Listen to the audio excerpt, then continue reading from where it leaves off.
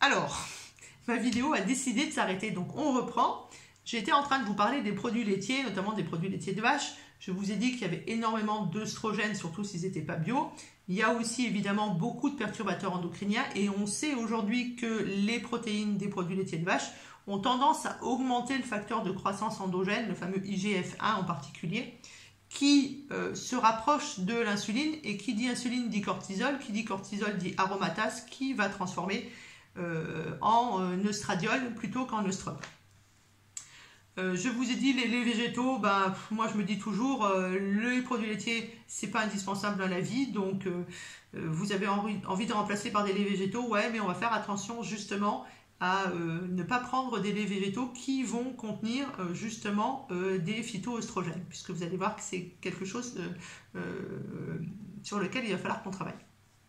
Donc, on a vu tout ce qu'on diminuait, on va évidemment voir tout ce qu'on augmente. On va parler du gras. Donc je vous ai dit les gras trans, les gras saturés, on évite parce que tout ça, ça fait flamber l'endométriose. Tout le gras saturé, donc l'huile de coco, l'huile de palme, etc., c'est quelque chose qui n'est pas recommandé dans l'endométriose. Comme la viande rouge qui est très grasse, ce n'est pas recommandé. Ça ne veut pas dire qu'on les élimine à 100%. Ça serait le best-of. Ça veut juste dire qu'on essaye de faire attention. Et bien entendu, on va augmenter les gras polyinsaturés et on va augmenter à fond les oméga 3, qui sont des anti-inflammatoires naturels. Et vous avez entendu qu'il y avait un problème d'immunité. Ensuite, on a parlé des sucres, des faux amis. On va parler aussi des céréales. Les céréales, elles vont être nécessaires pour pouvoir avoir des vitamines B, notamment pour pouvoir avoir la vitamine B6, la vitamine B9 et la vitamine B12, pour pouvoir aider à la méthylation, c'est-à-dire pour pouvoir aider, entre guillemets, à la gestion de la déphase de détoxination au niveau du foie. Donc, on ne dit pas qu'on doit enlever les céréales. Vous savez de toute façon que les céréales sont autorisées, sont tolérées entre guillemets en naturopathie. On va plutôt favoriser des céréales qui ont un indice glycémique qui est bas, plutôt des céréales sans gluten, en tout cas pendant longtemps au départ, au moins 3 mois, puisque lorsqu'on travaille sur un système endocrinien, donc sur des hormones, c'est au moins pendant 3 mois. Donc, on va plutôt aller vers des céréales qui contiennent les bonnes vitamines B, donc B6, B9, B12 pour la méthylation. On va partir plutôt sur des céréales sans gluten, donc essayez plutôt le riz, essayez plutôt, alors le chanvre on peut, essayez, pardon, évidemment, pommes de terre, patates douces aussi, ça marche, pourquoi pas. Et puis, pensez toujours aux légumineuses. Pensez évidemment surtout aux associations alimentaires. Ça, vous vous souvenez que c'est très important, puisque si on a une digestion qui ne se fait pas bien, on va créer de l'inflammation au niveau de l'intestin, donc de nouveau de l'acidité, donc de nouveau un système sanguin, un sang qui va être très épais. Pourquoi je vous dis on essaye d'être sans gluten pendant 3 mois? Parce qu'on n'a aucune étude justement qui démontre le fait qu'être sans gluten, ça a amélioré à 100% l'endométriose. Donc si le sans gluten amène plus de conséquences, entre guillemets, et notamment plus de stress, ça va peut-être pas être la bonne idée d'être complètement sans gluten. Voilà, c'est ça que je voulais vous dire. En tout cas, on mangera des choses qui vont aider à faire la méthylation, donc B6, B9, B12, et on en a évidemment dans les fruits, dans les légumes, bien entendu, mais les fruits, attention, c'est du fructose, on va faire attention à l'indice glycémique pour éviter l'insuline, donc pour éviter le cortisol. Et puis la méthylation, c'est-à-dire le détox du foie, c'est la bougie d'allumage du corps humain, hein. C'est ce qui permet vraiment de gérer le foie qui va gérer les perturbateurs endocriniens. Donc, en tout cas, on va favoriser les oméga 3, on favorise tout ce qui contient de la méthionine. Où est-ce que je retrouve de la méthionine? Notamment dans les poissons qui sont les sardines, les maquereaux, les harengs, etc., qui sont en boîte dans de l'huile, qui ont trempé, entre guillemets, pendant un petit moment dans de l'huile. On en a beaucoup dans le parmesan, manger du parmesan. On en a aussi dans la noix du Brésil. Et la noix du Brésil va être intéressante parce que une seule noix du Brésil donc ramène beaucoup de méthionine et ça ramène aussi beaucoup de sélénium qui va être importante pour la thyroïde puisque la thyroïde, c'est notre troisième ovaire. Donc il faut bien prendre soin de sa thyroïde également. On va retrouver de la méthionine aussi dans quelque chose que j'adore qui s'appelle le jus d'herbe d'orge qui est juste incroyable par toutes les actions que ça fait dans le corps, notamment ça soutient l'intestin, ça gère l'inflammation et le jus d'herbe d'orge c'est excellent pour le foie. Et puis on en a dans toutes les algues, la clamate, la spiruline par exemple. Ensuite, on va essayer de favoriser tout ce qui contient de la bétaïne. Donc bétaïne, betterave, cette couleur un peu rouge. On en a dans les baies de goji, on en a aussi dans le pain complet. On va favoriser tout ce qui contient de la choline. Donc choline, ça veut dire jaune. Donc dans le jaune d'œuf, dans les poissons qui vont être colorés, donc plutôt le saumon, mais là il va falloir faire gaffe aux perturbateurs endocriniens et aux métaux lourds. On en a dans tous les choux. Et là, attention, les choux, comme ils sont goitrogènes et qui vont avoir un lien au niveau de la thyroïde, il faudra toujours qu'ils soient cuits. Et puis, on en a aussi dans les fruits, dans les noix, bien entendu.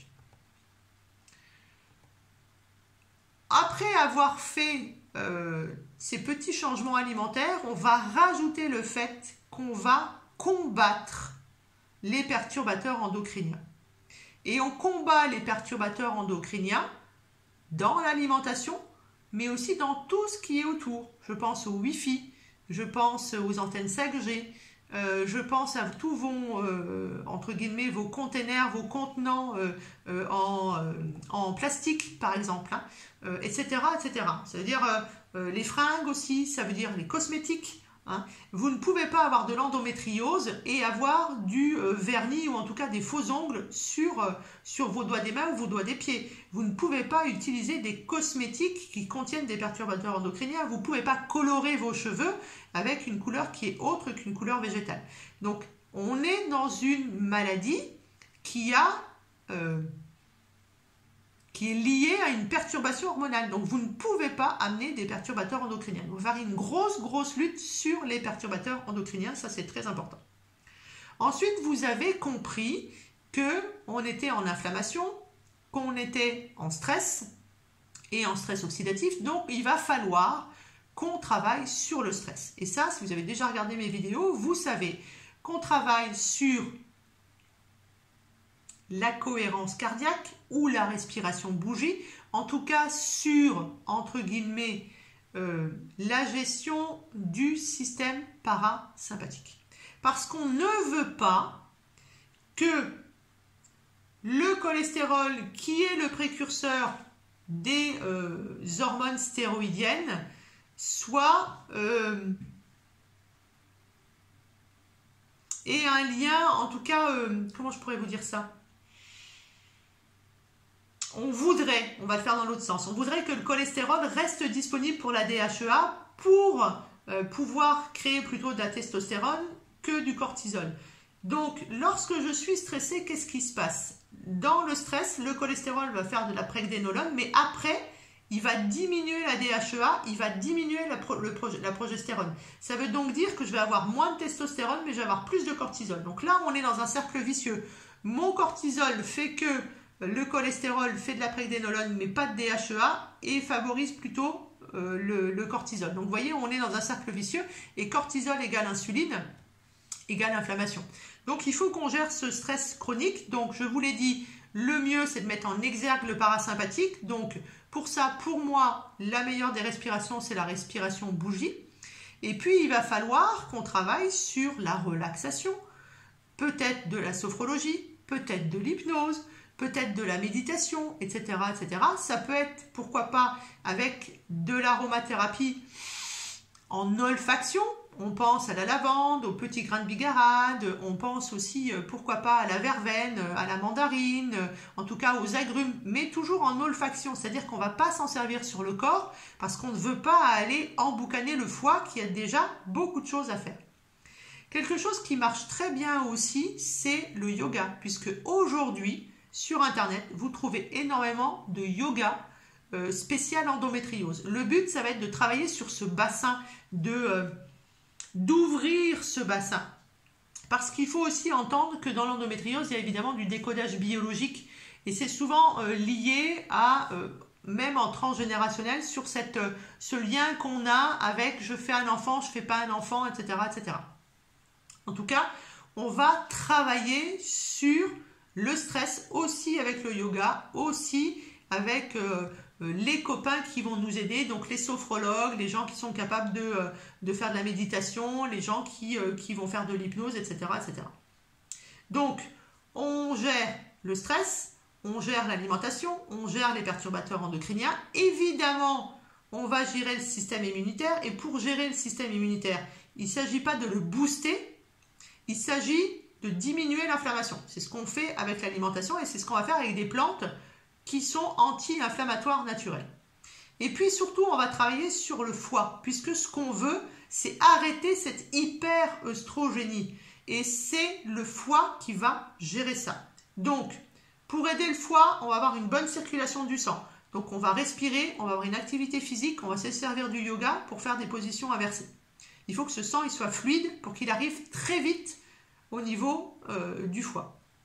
Et donc, pour faciliter la détox donc des 17 bêta-œstradiol, on va travailler sur la détoxination du foie. Pour travailler sur la détoxination du foie, il y a quelque chose qui est très très bien, c'est le curcuma, par le biais des curcumines.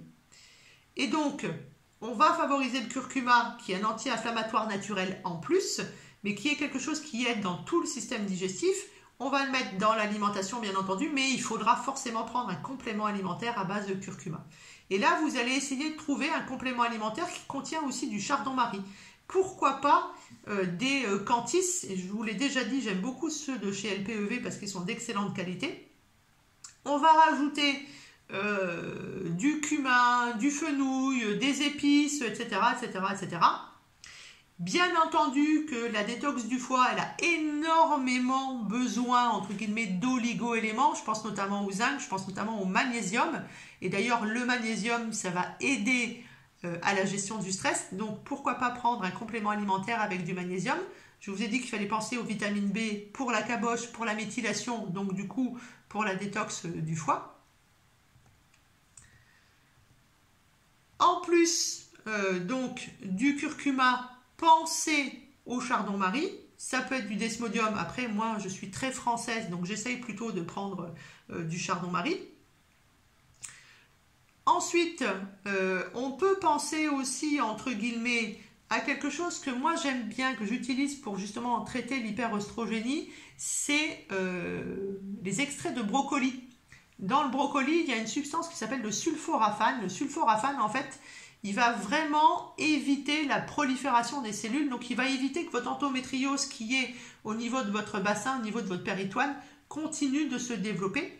Et puis, surtout, ce sulforaphane, donc, qui vient des brocolis, il est aussi là pour aider cette fameuse voie, en fait, de détox de l'hyperœstrogénie. Donc, très intéressant de travailler également avec des extraits de brocoli. Bien entendu, comme on est en inflammation, comment il faut prendre soin du foie, etc. Comme toujours, on prend soin de l'intestin, donc de l'hyperperméabilité intestinale. Ça se fait, enfin, en tout cas moi je le fais d'une manière simple, c'est-à-dire que je vais le faire plutôt avec du jus de légumes lacto-fermenté et avec un régime dissocié pendant un certain nombre de jours. Et puis, on va favoriser, entre guillemets, les bonnes bactéries. Je le fais donc avec du jus de légumes lacto-fermenté. J'évite le kéfir, le kombucha, parce que je trouve que c'est du sucre et que le sucre, c'est pas forcément la bonne idée. Je n'aime pas les probiotiques. Je préfère donc donner des prébiotiques et au pire, donner des probiotiques naturels. Et le probiotique naturel, par exemple, vous en avez dans le parmesan, puisque, entre guillemets...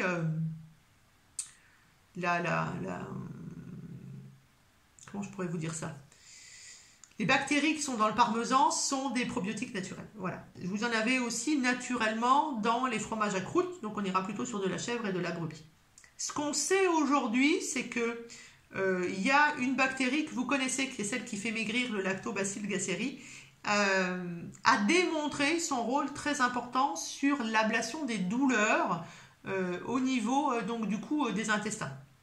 Donc c'est plutôt quelque chose qui est intéressant.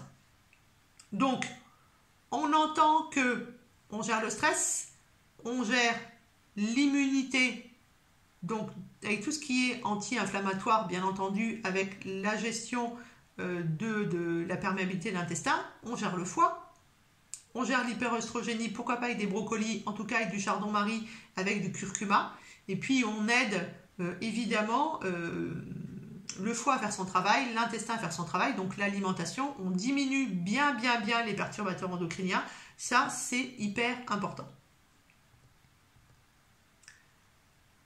On lutte contre l'inflammation avec les oméga 3, avec le curcuma, qui sont des anti-inflammatoires naturels. On lutte aussi contre les radicaux libres. Les radicaux libres, ça vient aussi du stress, ça vient d'une mauvaise gestion du sucre par des mitochondries qui sont fissurées.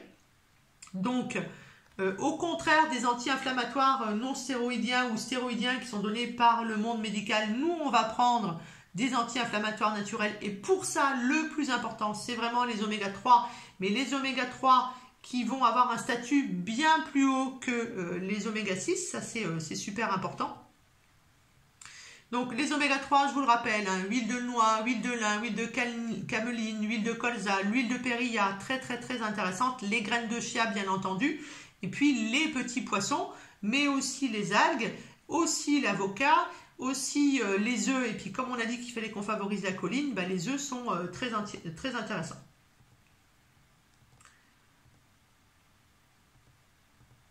Qu'est-ce que je peux vous raconter encore pour lutter contre l'inflammation? On a dit curcuma, on a dit oméga 3. Ah oui, quelque chose que j'aime beaucoup dans l'endométriose, c'est l'huile de nigel. Parce que l'huile de nigel, c'est quelque chose qui contient énormément d'oméga 3, un peu d'oméga 6 bien entendu, mais qui est aussi quelque chose qui aujourd'hui est très connu pour lutter contre l'inflammation et notamment elle a une action sur l'histamine, c'est-à-dire sur le début de l'inflammation, ce qui est le précurseur de l'inflammation. Ces fameuses cytokines en fait qui appellent au secours les autres globules blancs. Donc elle est très intéressante, elle est aussi très intéressante parce que elle a un rôle sur le microbiote, elle est aussi hypoglycémiante et l'huile de nigel, on s'en sert en tout cas dans les pays du Maghreb lorsqu'on va avoir des problèmes on va dire de femmes, c'est-à-dire le SPM, syndrome prémenstruel, mais aussi la ménopause, etc., etc. Donc c'est quelque chose qui est très intéressant, l'huile de nigel. En plus, elle est riche en vitamine B, donc n'hésitez pas. Moi, je ne suis pas fan de l'huile de coco. Il y a des études qui démontrent le côté un peu intéressant de l'huile de coco. Moi, franchement, j'aime pas. Je pars plutôt sur les oméga 3, je pense que ça marche bien mieux. Et puis, si on veut lutter contre l'inflammation, si on veut être... si on veut avoir, entre guillemets, plutôt aussi une action sur les règles hémorragiques, sur les règles déréglées, etc., on va pouvoir utiliser certaines plantes. Et donc pour ça, je vais reprendre mon petit papier parce que je ne les connais pas toutes par cœur. Le but, ça va être, entre guillemets, de faire une régulation hormonale. Donc d'abord de freiner cette fameuse aromatase qui a tendance à fabriquer des œstradiols. Donc pour ça, on peut utiliser les graines de lin, l'huile de lin, et du coup on fait d'une pierre deux coups puisqu'on amène des oméga 3. On peut utiliser la racine d'ortie, donc faites-vous des décoctions de racines d'ortie. En plus c'est très bon pour les cheveux, c'est très bon pour la thyroïde, etc., etc. Par contre, on va éviter le houblon, on va éviter la réglisse qui eux ont plutôt tendance à augmenter l'aromatase. Ensuite, on va donner, entre guillemets, quelque chose qui va travailler sur la FSH et la LH, et notamment la plante magique pour ça, c'est le gâtillier. Le gâtillier, en fait, c'est quelque chose qui pourrait, je le dis entre parenthèses, parce que je ne devrais pas le dire officiellement, c'est entre guillemets ce qui pourrait remplacer le contraceptif oral que vous donne le médecin. Le médecin, il vous donne un contraceptif oral parce qu'il veut un agoniste de la fameuse GnRH Eh bien, si vous prenez du gâtillier, vous allez faire la même chose. Parce que quand vous prenez un contraceptif oral, vous amenez des perturbateurs endocriniens et vous foutez votre foie en l'air. Donc, ok, ça marche bien, vous avez moins de perturbations, vous avez moins de douleurs, etc. Par contre, vous êtes toujours dans le cercle vicieux. Donc, si vous avez envie de remplacer ce contraceptif oral, pensez au gâtillier. Si vous êtes en hyperœstrogénie parce que vous êtes en carence de progestérone, bien là, on va partir plutôt sur l'achillée millefeuille. Je dis bien l'achillée millefeuille. Parce qu'en plus, cet achillée millefeuille, il va être hémostatique. Donc, il va éviter les saignements trop abondants au niveau des règles. Parce que si vous avez un saignement trop abondant, vous allez être en carence en fer, vous êtes en anémie. Et là, on va partir en cercle vicieux au niveau de la thyroïde. On peut penser aussi, pourquoi pas, au pommier et en bourgeon si on a tendance à manquer de progestérone. Maintenant, si on a envie de faire attention aux phytoœstrogènes, eh bien, si on a envie de travailler sur cette hyperœstrogénie avec des plantes, on peut très bien aussi travailler avec un bourgeon que moi, enfin pas un bourgeon d'ailleurs, une jeune pousse, pardon, une jeune pousse qui est de l'érelle. L'érelle, pour moi, c'est la jeune pousse de la femme. C'est quelque chose qui va être très intéressant sur la régulation de la dégradation des hormones stéroïdiennes. C'est aussi quelque chose qui va réguler le microbiote. C'est un très très grand régulateur de l'intestin. Il va s'occuper des macrophages. Et si vous avez bien suivi, même si la vidéo était très longue, vous avez compris qu'il y avait trop de macrophages. Donc l'érelle, c'est quelque chose que j'aime beaucoup. Si maintenant, donc je vous ai parlé de la progestérone, si vous êtes en hyperœstrogénie à cause d'une carence en progestérone, je vous ai parlé du pommier. Le pommier, il est aussi très intéressant parce qu'il va travailler sur le foie et il va aider à la détox des hormones stéroïdiennes. Donc vous voyez que c'est quelque chose qui est intéressant. Je vous ai parlé évidemment de l'achillée millefeuille qui diminue les saignements, mais qui diminue aussi la douleur, qui va augmenter la circulation au niveau des capillaires, qui va augmenter la détox du foie, qui va être anti-inflammatoire, qui va être anti-allergique, donc qui va travailler sur l'histamine, donc quelque chose qui est très intéressant. J'aime aussi dans ces aides naturelles dans l'endométriose travailler avec la grande camomille. Pourquoi? Parce que la grande camomille, elle va augmenter le flux de sang vers l'utérus. Ça veut donc dire que ce sang qui va au niveau des trompes, il va avoir plutôt tendance à revenir vers l'utérus. Donc c'est quelque chose qui est très intéressant. Là aussi, c'est plein d'idées. Ça peut être l'huile essentielle d'estragon, par exemple, pour que vous allez masser toujours dilué au niveau du ventre pour diminuer les spasmes. Ça peut être la viorne, par exemple, qui est là aussi très intéressante sur les capillaires, qui est aussi très intéressante sur la gestion du flux. En tout cas, ce qu'il faut se dire, c'est qu'il ne faut pas que vous preniez tous ces compléments alimentaires.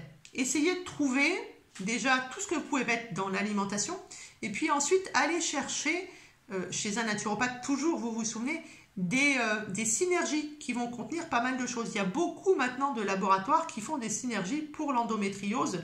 Je pense par exemple à Efféminose qui est quelque chose de super super intéressant chez chez Herbolistique par exemple, voilà, où on va retenir plein de choses. Mais pensez que vous pouvez mettre du curcuma dans l'alimentation, vous pouvez mettre du gingembre dans votre alimentation. Ça, c'est des choses qui sont anti-inflammatoires naturelles comme les oméga 3. En tout cas, ce que j'espère, c'est que dans cette vidéo qui est beaucoup plus longue que d'habitude, vous avez compris que l'endométriose, c'est une maladie qui existe depuis très longtemps.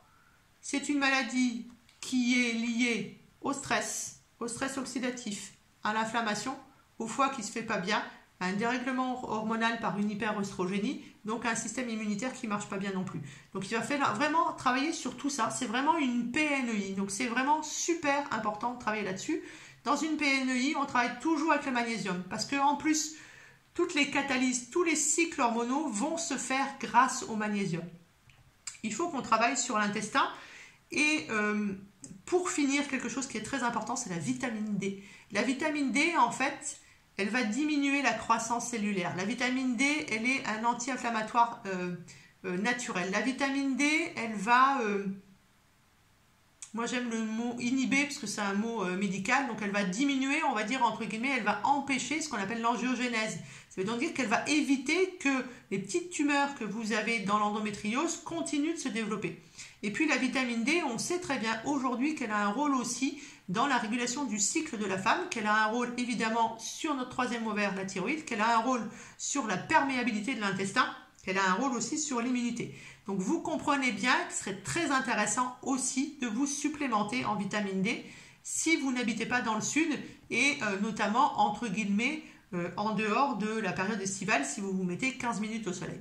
Voilà ce que je voulais vous dire sur l'endométriose. Donc je régule l'hyperœstrogénie, je régule le stress pour éviter justement de faire de l'œstradiol, je régule l'inflammation, donc l'immunité, je prends soin du foie et normalement avec tout ça j'arrive à faire plein de choses.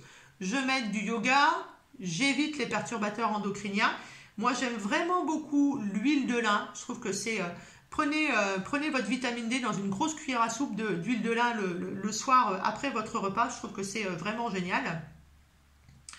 Et puis surtout, occupez-vous de votre caboche, occupez-vous de votre foie, faites du yoga, pensez à la bouillotte, pensez au gantillier à l'RL. Si vous trouvez une synergie en bourgeon de grande qualité, phyto-embryo, prenez un mélange justement Gâtillier curcuma par exemple, Gâtillier chardon-marie, voilà, ça c'est des choses qui sont vraiment au top parce qu'ils vont vraiment avoir des actions très importantes. J'oubliais de vous parler de quelque chose qui est très intéressant aussi, mais là c'est quelque chose qui commence à se dire, c'est le lien, puisque je vous ai fait la caboche, puis en dessous, derrière, le lien donc entre la caboche, l'hypophyse et le système endocrinien.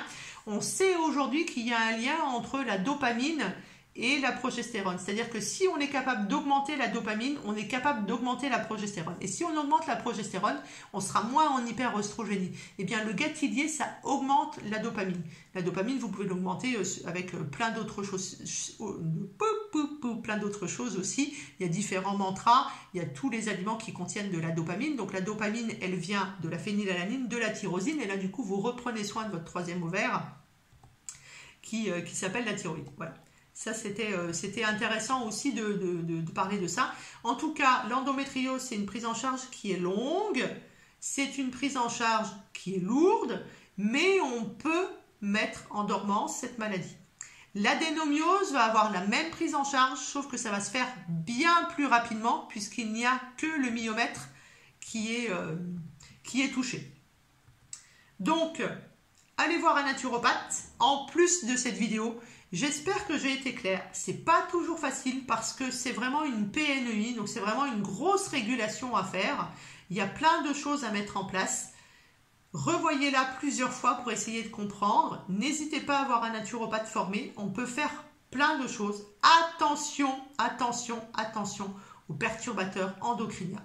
Ça, c'est pour moi hyper important. Voilà, j'espère que vous avez un peu mieux compris cette maladie. Sachez que vous n'êtes pas seul, sachez qu'on peut faire plein de choses, que c'est long à mettre en place, que c'est au minimum 3 mois, je dis bien au minimum pour de l'adénomiose, pour de l'endométriose ça va être plus long, qu'on peut faire différemment que de prendre un contraceptif oral. On évite d'ailleurs la progestérone entre guillemets à se mettre sur les seins parce que ça devient, c'est une catastrophe du coup en conséquence sur l'endométriose. Et puis on est vraiment sur une prise en charge pluridisciplinaire, on est sur de la PNEI. En tout cas, vous n'êtes pas seul. Il y a plein d'actions à mener et il y a plein de gens qui sont là pour vous aider. La naturopathie, c'est le best-of sur l'endométriose. J'ai des résultats de dingue parce que je mets en place tout ce que je viens de vous dire sans forcément prendre beaucoup de compléments alimentaires. Et puis, je fais aussi de la médecine traditionnelle chinoise. Je vais travailler sur pas mal de points, entre guillemets, avec du moxa. C'est ce qui fait que les gens, en fait, je réussis à leur enlever la douleur. Là-dessus, je fais toujours une séance d'hypno-antalgie pour apprendre aux gens comment sécréter leur propre endomorphine pour pouvoir justement gérer leur douleur Ça passe par la respiration, bien entendu, mais ça passe par plein d'autres choses. Donc, allez voir quelqu'un qui est formé. Vous verrez que on a vraiment des super résultats sur l'endométriose. Donc, vous n'êtes pas seul. On peut faire plein de choses sans forcément à mettre 300 € de compléments alimentaires. Bon courage à vous. Allez voir un naturopathe. Arrêtez les perturbateurs endocriniens. Et puis, vous allez voir que ça va très bien fonctionner. Bon courage pour cette vidéo parce que du coup, elle va faire 1 heure. À bientôt.